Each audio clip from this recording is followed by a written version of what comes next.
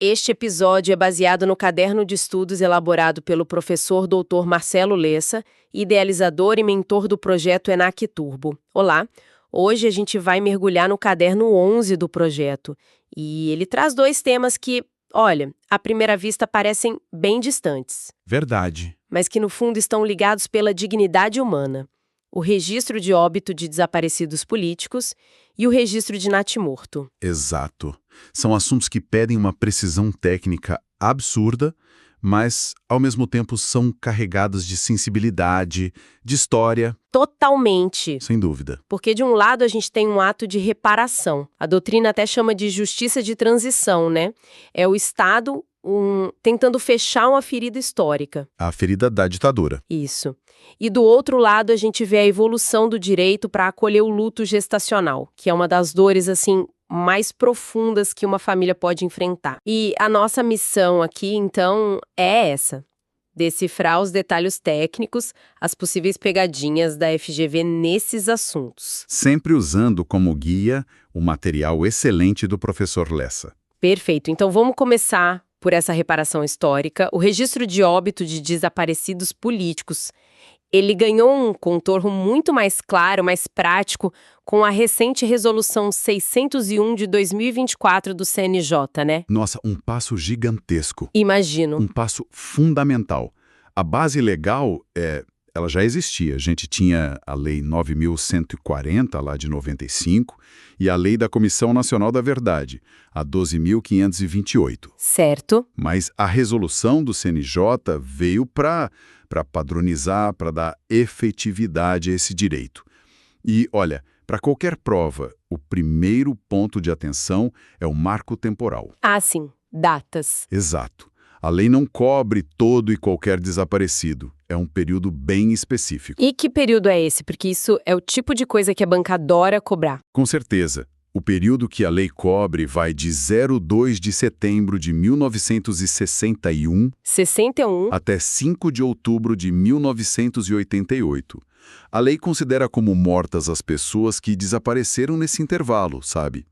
Seja por atividade política ou por terem sido detidas por agentes públicos. Então, fixar essas datas é o primeiro passo. É o essencial para não cair em nenhuma pegadinha. Ok. E na prática, no dia a dia do cartório, como essa reparação acontece? Pensa numa família que viveu décadas com essa incerteza. Ou pior, com o atestado de óbito que dizia causa desconhecida. Ou morte em confronto. Exato. O que essa família faz? Bom, o procedimento, que a Resolução 601 detalha bem, ele pode começar de duas formas.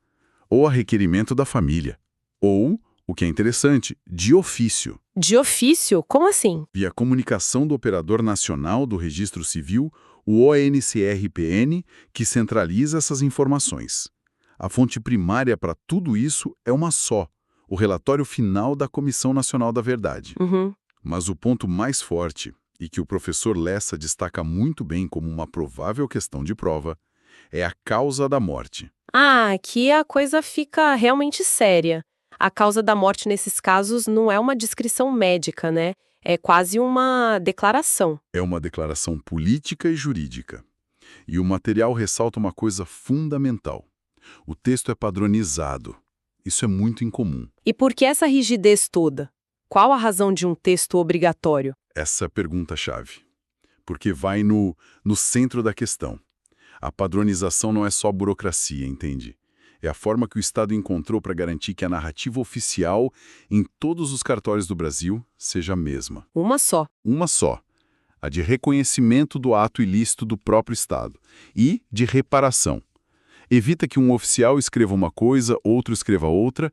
A uniformidade garante que a verdade histórica, aquela apurada pela comissão, não seja diluída, sabe? Distorcida no ato registral. Faz todo sentido. É a verdade materializada no registro. E qual é essa redação obrigatória, então? O texto é muito forte e inequívoco. Deve constar: não natural, violenta, causada pelo Estado brasileiro no contexto da perseguição sistemática à população identificada como dissidente política do regime ditatorial instaurado em 1964. Nossa! É isso. Não tem margem para interpretação. É essa a redação. E por ser tão específica, É um prato cheio para a FGV criar alternativas, mudar uma palavrinha aqui e ali. Para induzir ao erro. Entendi. Então o conteúdo é super controlado para garantir a reparação, mas isso me leva a uma questão de logística. As famílias estão espalhadas, os locais das mortes muitas vezes são incertos.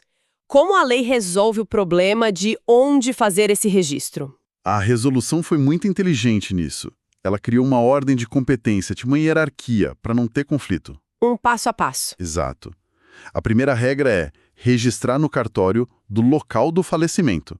Isso se ele for conhecido, claro. A regra geral do óbito. Perfeito.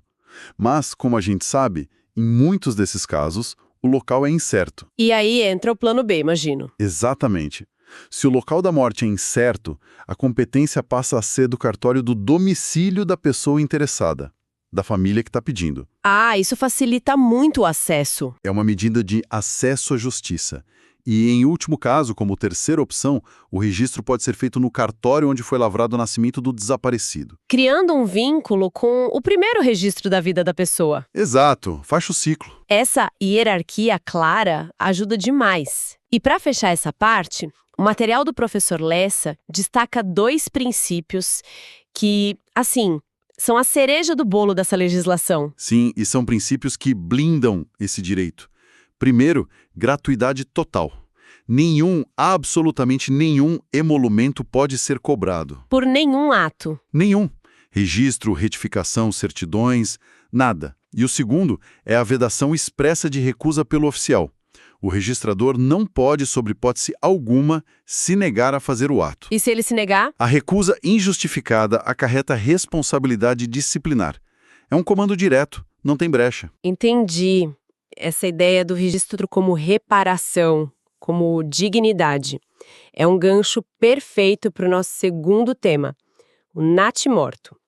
É um assunto de uma sensibilidade enorme, onde o respeito ao luto da família é o ponto central. A conexão é total. O natimorto, ou o óbito fetal, ele é definido como a morte do feto que acontece antes da expulsão completa do corpo da mãe. Não importa a duração da gestação, né? Não importa. E o registro é obrigatório. Não só para a estatística, mas para dar um destino digno ao corpo e principalmente para formalizar e validar a dor daquela família. E o local desse registro é um ponto-chave. É feito no livro C auxiliar. E aqui a gente chega no que talvez seja a maior fonte de confusão. E uma pegadinha clássica da FGV. A diferença entre natimorto e neomorto. Ah, sim. A linha que separa os dois é muito tênue, mas as consequências no registro são gigantescas. O que define essa fronteira? A fronteira é definida por uma única coisa: a respiração. A regra de ouro, que simplifica tudo, é: se respirou, teve vida. Respirou, viveu. Exato.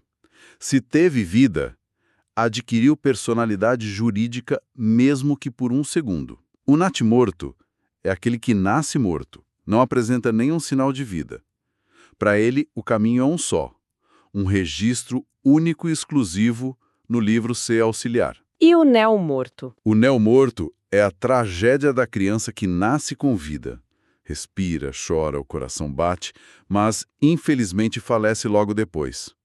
Podem ser segundos, minutos. Certo. Como ela teve vida, como ela adquiriu personalidade, o sistema registral precisa contar essa história inteira. Então são obrigatórios 2 registros. 2. 2. Primeiro de nascimento, no livro A, que formaliza o início da vida. E, em seguida, o de óbito, no livro C. E a lei ainda exige remissões recíprocas entre os 2 assentos. A mensagem é clara, então. Claríssima.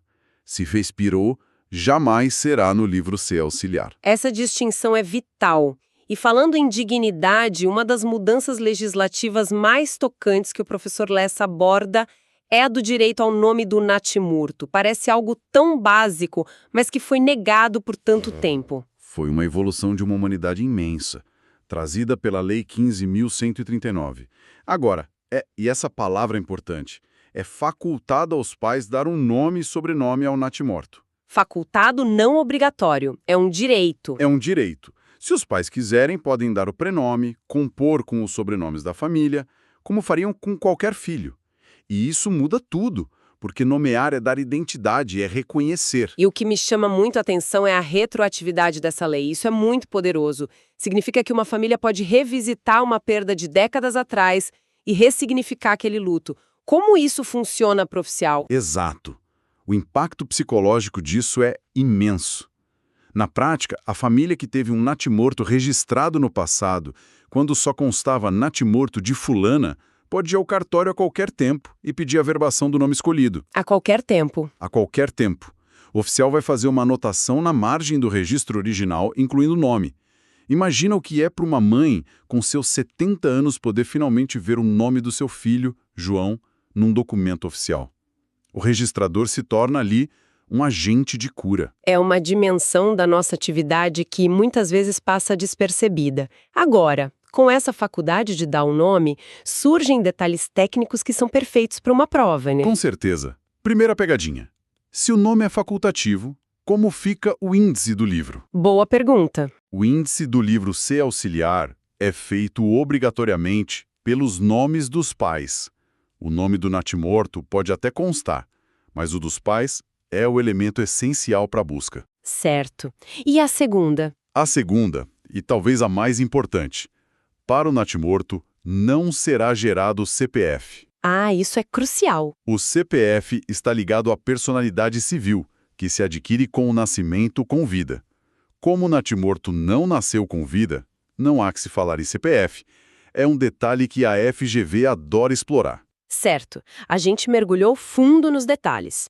Mas para o dia da prova, a memorização rápida e estratégica é o que conta.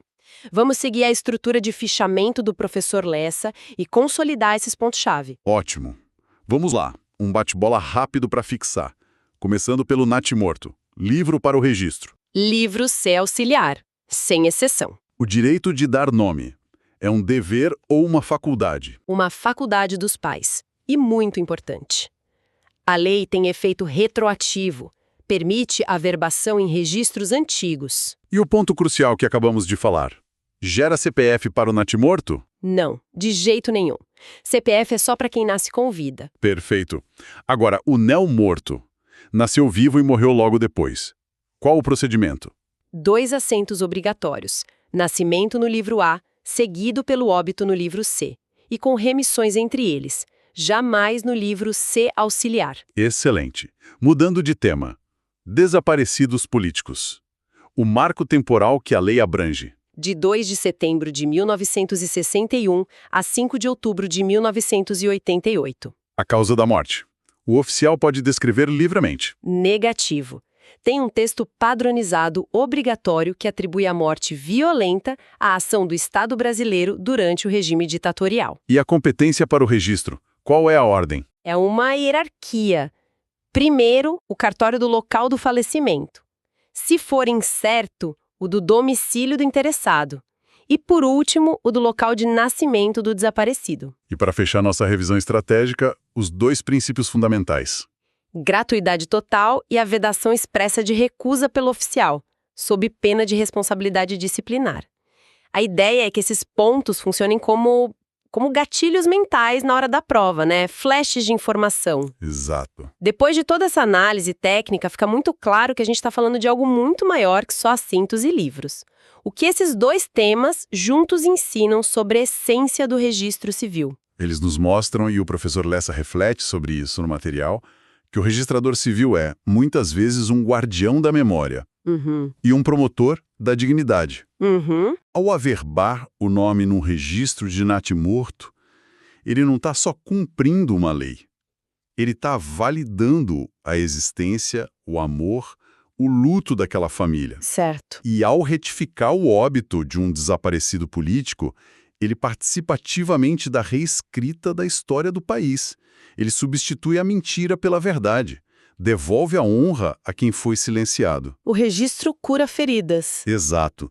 O registro público transcende a burocracia para curar feridas e restaurar identidades. Uma reflexão muito poderosa.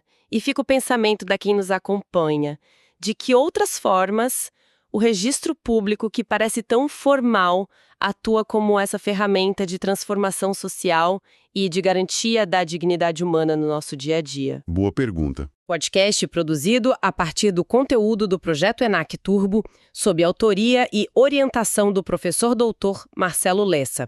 Se esse conteúdo ajudou, não esqueça de se inscrever no canal e ativar o sininho das notificações. Assim, o YouTube avisa imediatamente assim que o próximo resumo for liberado. Deixe nos comentários qual tema gostaria de ver em uma próxima análise. Até a próxima!